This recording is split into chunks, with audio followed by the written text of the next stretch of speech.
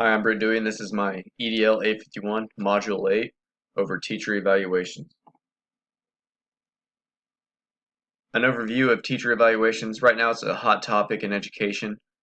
There's many pros and cons for teacher evaluations. Some of the pros would include increasing student achievement, so you're pushing the teachers to benefit the students. So you're helping the teachers grow and evaluating them and giving them feedback that allows them to become a better educator. Some of the cons that go along with it, though, are across the nation, across the state, across the districts.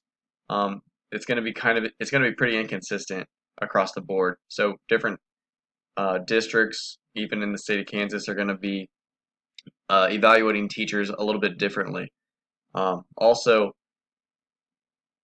administrators could potentially have bias within their evaluation. So just coming up with a consistent format for all teachers and eliminating the biases are some of the obstacles that administrators are going to have to face and overcome to evaluate teachers properly. I think personally that it must be used to help teachers grow, and I think there's three things that you need to look for when evaluating a teacher. Can the teacher build relationships with students, staff, and community members, key stakeholders? Does the teacher generally care about people overall? And then does that teacher have a positive classroom environment? I think those three things trump content, honestly.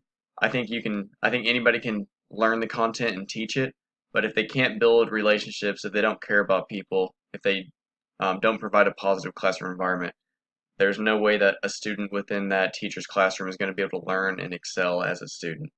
So I think those are the three very important things that go along into the evaluation process. When I become an administrator, I'm going to make sure that I'm hiring people who do care about people, who can build relationships, and then who care about the students within the classroom and then provide that positive environment for the students. So at my school at Santa Fe Trail, we have formal and informal evaluations. So as for formal, we have when I get evaluated, I will be meeting with my administrator and we'll have a pre-conference, talk about what my lesson will look like, what to expect, and what my objectives are for my students. And then from there, the administrator will come in and actually observe my class. They'll observe how I'm teaching the lesson, if the lesson was effective, if the students are engaged, um, and then, just the results of that lesson, how the students comprehend what I'm telling them and what we're doing within the class.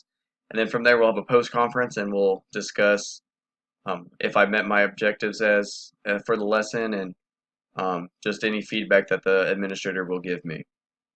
And then we also have informal evaluations, and this is when the administrator comes into the classroom and they have an iPad and they're just walking through and there's an online rubric and they're literally just clicking, checking boxes and seeing if the teacher was, with the students. They're not sitting at their desk, they're actively engaging the students. They're walking around the classroom, they're holding conversations with the students about the content that is provided to them. And I really think that these informal walkthroughs are some of the most beneficial things that we do at Santa Fe Trail.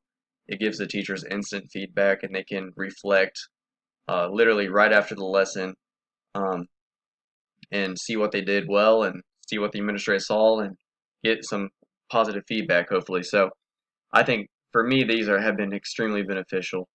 And they don't even they're not that long. The administrator comes in and within 5 minutes they leave your room and they just give you a quick snapshot of what they saw happening in your classroom. So I think I'm really happy that we do this in our district and it provides great feedback for teachers. All right, so first and second year teachers at our district have one evaluation each semester, so that'd be two for the year. Um, So those would be the formal evaluations. Third and fourth year teachers, so I'm starting my third year, I'll be evaluated once this year.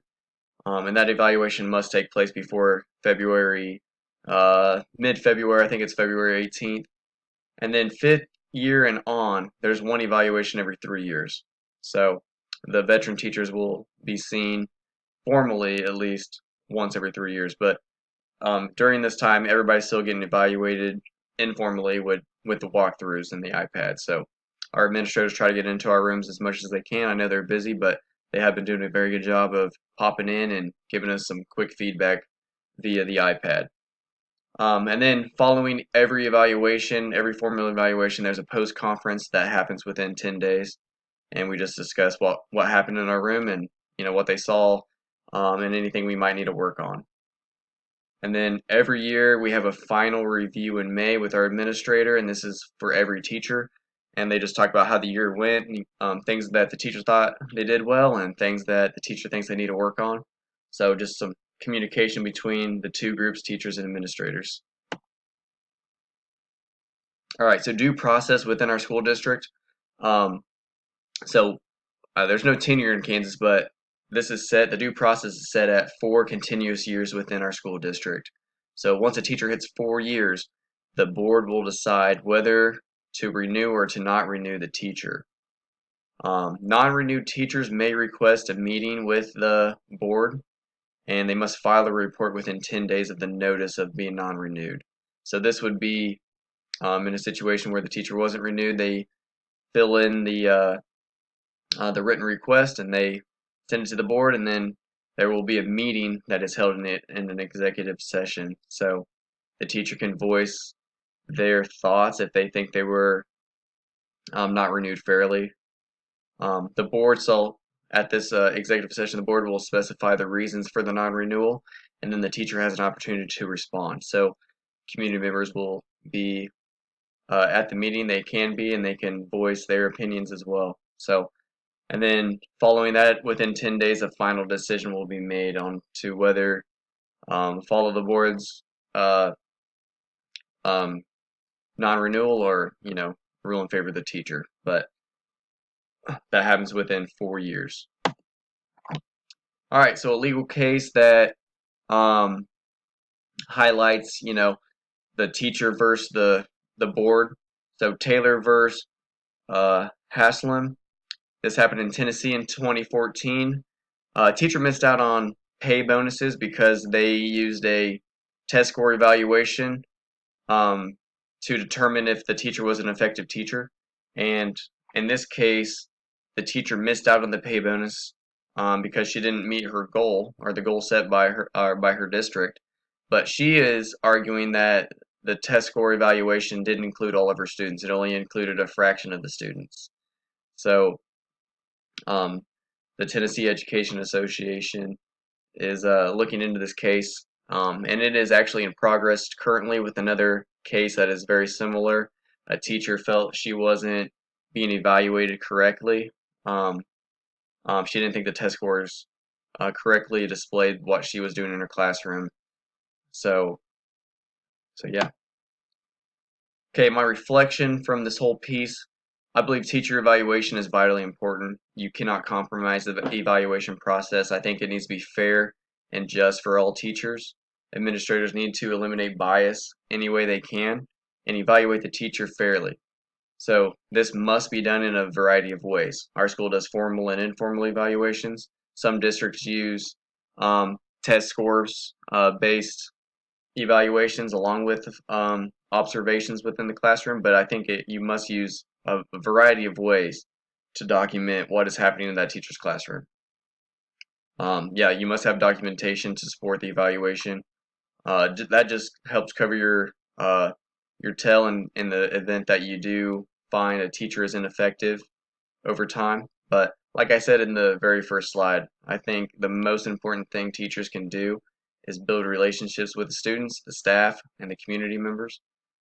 Generally care about people and build a positive classroom environment. I think if they can do those, they will be effective because the kids will want to be in their classroom and they'll be willing to learn from that teacher. If the teacher cannot build relationships, it's going to be very hard for those students to be engaged in class and focus in on the content. So to me, those are the 3 most important things when evaluating a teacher. But both informal and formal are necessary in the teacher evaluation process. And I think our school is doing a pretty good job at evaluating our teachers currently. And then the administrator must view the teacher through multiple lenses. And like I said, I think they need to look at the relationships, the content. I think they need to look at everything the teacher is doing. And I think our job as administrators is to provide the resources for our teachers to be successful. I think, if they're willing to get into the education field, they must care about students, and we need to help them grow as an educator and give them the resources and tools that they need to be successful. So, thank you guys for listening, and I'll see you later.